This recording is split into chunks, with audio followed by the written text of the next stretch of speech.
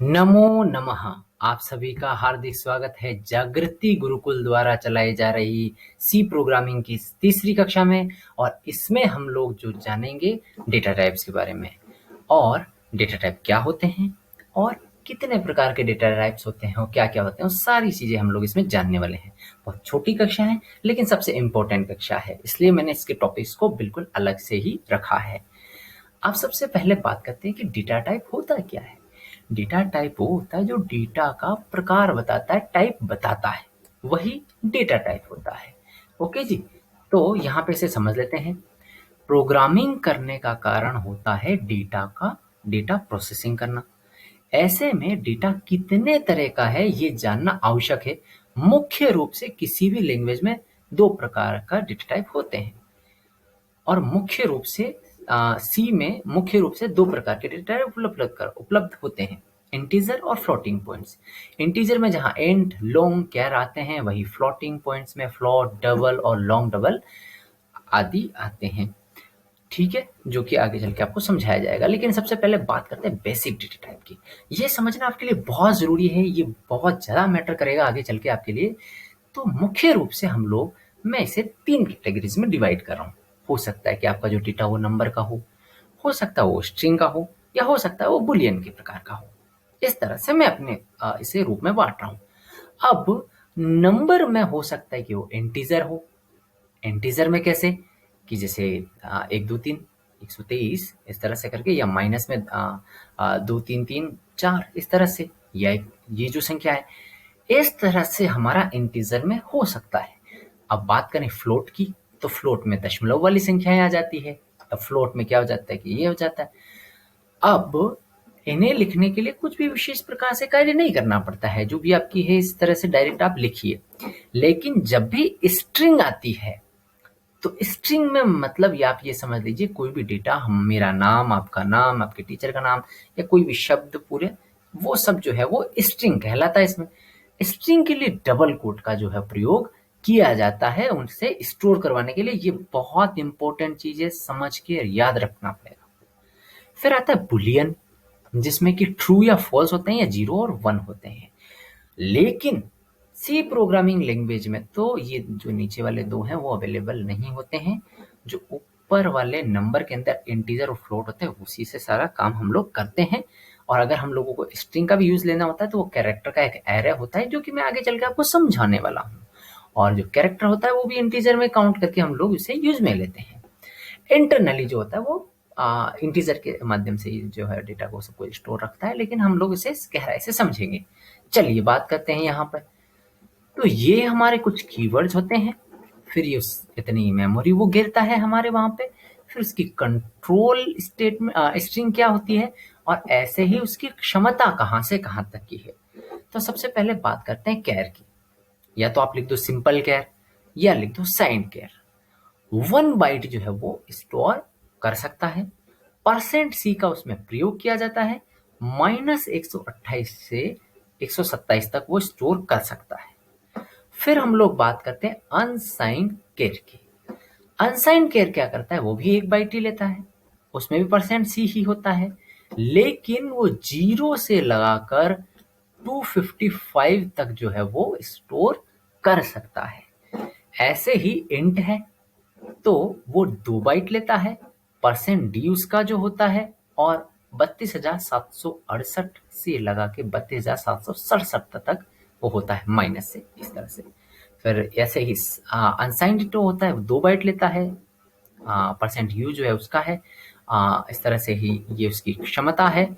फिर लॉन्ग, या फिर उसे बोल दो लॉन्ग साइन इंट, वो 4 बाइट लेता है, और उसमें %d का यूज किया जाता है, और ये उसका क्षमता है। लॉन्ग अनसाइंड इंट वो 4 बाइट लेता है। %lu होता है उसके लिए कंट्रोल स्ट्रिंग, और इतना वो स्टोर कर सकता है। ऐसे ही होता है फ्लोट, वो 4 बाइट लेता है। %f उसकी कंट्रोल स्ट्रिंग होती है, और वो इतना जो है स्टोर कर सकता है। डबल में क्या होता है कि 8 बाइट जो है वो लेता है मेमोरी में स्पेस। LF होता है उसका कंट्रोल स्ट्रिंग, और इतना जो क्षमता है वो यूज में ले सकता है। फिर बात करते हैं लॉन्ग डबल की। लॉन्ग डबल 10 बाइट लेता है, और LF बड़ा L F इस तरह से जो है वो आपका प्रयोग में लेते हैं हम लोग, और उसकी कंट्रोल स्ट्रिंग ये हो जाती है और उसकी इतनी क्षमता होती है। अब इसे थोड़ा सा प्रोग्राम के माध्यम से समझ लेते हैं। ठीक है जी, अभी आपको नहीं पता है लेकिन वेरिएबल क्या होता है, कैसे काम करता है, बट फिर भी मैं थोड़ा सा उसका मुझे समझाना ही पड़ेगा, उसके अलावा यहाँ पे कोई ऑप्शन नहीं है। ठीक है, नेम इस तरह से करके कर दिया, तो इस तरह से जो कैरेक्टर में मैंने स्टोर करवाया है, ठीक है जी, उसमें मैंने ए स्टोर करवाया है, और ए को अगर मैं इसको प्रिंट करवाना चाहूंगा जो कि इस वेरिएबल में है, तो इसके लिए मुझे इसमें ये देना पड़ेगा, और ये ही डेटा टाइप है जो कि ये बताएगा कि इस डेटा का टाइप कैसा होगा। तो कैर टाइप का होगा, एक कैरेक्टर उसमें डाल सकते हैं। तो इसे हम लोग इस तरह से देते हैं कि %C के साथ में, और क्या है वो ये है। ठीक है जी, इस तरह से देखिए हमें देना पड़ता है, तब जाके ये प्रिंट होता है। तो एक बार इसको एग्जीक्यूट करके देखते हैं जी। ठीक है, यहाँ पे 0 जो है वो आपका आ चुका है %C के नेम में इस तरह से करने पर।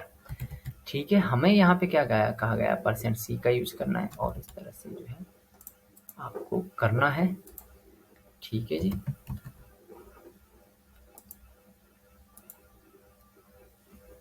ये देखिए, तो वो एक गड़बड़ी थी, इसलिए यहाँ पे देखिए ए जो है वो आपका आ चुका है। आपको सीधा इस तरह से देना है और %C का इसमें यूज करना है। और इस चीज को थोड़ा और समझते हैं, तो ये तो हो गया कैरेक्टर के लिए। मान लियो इंटीजर वाली संख्या हो, तो इंटीजर के लिए आप इंट यूज करते हैं, और नंबर इस तरह से मैं कह देता हूँ। तो इस तरह से जो भी आपकी संख्या है वो आप इसमें प्रयोग कर लीजिए बराबर करके, और इसे जब हम लोग प्रयोग में लेंगे तो उसके लिए जो है वो %D का यूज करना पड़ता है, और इस तरह से यहाँ पे आप संख्या दे दीजिए। ये कंट्रोल स्ट्रिंग जो आपकी यहाँ काम आ रही है। ठीक है जी, कंपाइल एंड रन, ये देखिए इस तरह से आ रहा है। ऐसे ही इसको फ्लोट में दे सकता हूँ, फ्लोटिंग पॉइंट वाली जो होती है वो फ्लोट की, इस तरह से देखिए सेव किया मैंने, और इसे कंपाइल एंड रन किया, तो हम लोग यहाँ पे देख पाएंगे कुछ गड़बड़ी हो गई, ज़्यादा स्पेस वो नहीं ले सकता है, तो उसे बहुत ही कम स्पेस देना पड़ता है। उसके लिए फिर आगे के लिए डबल और वो जो चीज़ें हैं वो हम लोगों को यूज़ करनी पड़ती है। अभी ये आपको हमारा गड़बड़ी दे रहा है, सॉरी, इसके लिए हम लोगों को %F का भी यूज़ करना पड़ता है। ये भी हमने गड़बड़ी की है। ये ओके, 1.3 जो भी आया है उस तरह से हमारा आंसर आ चुका है। तो हमें इस तरह से ये सारा का सारा काम करना है। अब हम लोगों को यहाँ पे एक चीज इंटरनली जो मैंने आपको कहा कि भाई केवल और केवल वो तो दो पे ही काम करता है, फ्लोट पे और इंटीजर पे, तो ये मैं आपको बताता हूँ। जैसे कि यहाँ पे मैंने डाला है 65, ठीक है जी, और मैं उसको कैरेक्टर में प्रिंट कराऊँ %C से। तो अब देखना जरा,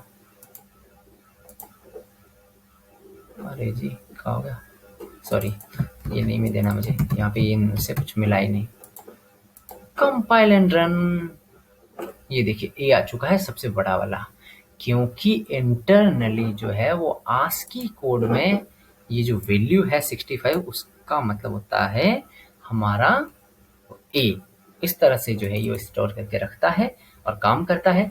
तो आप यहाँ पे समझा होगा कि ये जो है ये इंटरनली इससे जो है वो इंटीजर ही स्टोर कर रहा है, भले हम लोग यहाँ पे कैरेक्टर दें, लेकिन हमारी जो प्रक्रिया है, प्रोसेस जो है वो कंप्लीट हो रहा है, वो सही से चल रहा है। अगर आप सी प्रोग्रामिंग को पढ़ रहे हैं तो फिर आपके लिए ये टेबल याद करना ज़रूरी है। और अगर केवल और केवल आप जो है वो प्रोग्रामिंग करना चाहते हैं, सीखना चाहते हैं, तो फिर आपके लिए फ़ाइन है। आप इसे ये पूरा याद ना करें तो भी ज़रूरी है, मतलब चल जाएगा, लेकिन ये तो आपको याद रहना ही चाहिए कंट्रोल स्ट्रिंग, इसके बिना काम नहीं हो पाएगा। तो वीडियो देखने के लिए आपका बहुत बहुत धन्यवाद, थैंक यू सो मच। ये बहुत छोटी सी वीडियो थी, तो आपको भी बड़ा आनंद आया होगा। चलिए मिलते हैं नेक्स्ट वीडियो में, धन्यवाद।